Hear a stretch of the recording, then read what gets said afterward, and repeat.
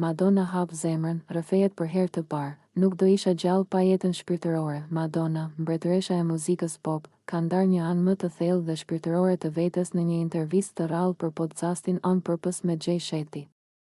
Në episodin që publikohet nesër, këngëtarja 67 vjeçare flet hapur për rëndësinë që ka pasur spiritualiteti në jetën dhe karrierën e saj. Nuk do të isha këtu nëse nuk do të kisha një jetë shpirtërore, thot ajo, duke shtuar se suksesi i vërtet është i lidhur ngushtë me lidhjen shpirtërore.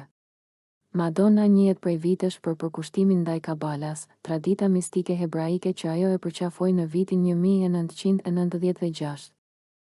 Gjatë intervistës, ajo shpjegon se besimet e saj kanë ndikuar thellësisht në aktivizmin e saj për të drejtat e njerëzit dhe në mënyrën si e sheh botën. Qëllimi i shpirtit tim është të zbuloj dritë në botë përmes gjithçkaje që bëj, thot Madonna. Në pjesën e dytë të episodit, ajo bashkohet me mësuesin e saj të kabalas, Eitan Yardeni, me të cilin ka lançuar një kurs të ri.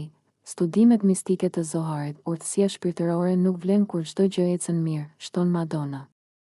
Ajo është më e vlefshme kur përballesh me sfida dhe kur kujton që gjithçka mund të ndryshojë në çdo moment.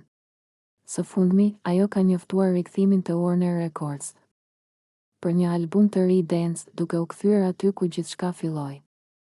Nëse ju pëlqeu kjo video, shkoni në kanalin e YouTube-it Big VIP Albania Kosova, që e gjeni në bio. Mos harroni që të bëni subscribe dhe të klikoni butonin e ziljes që të informoheni për videot më të reja.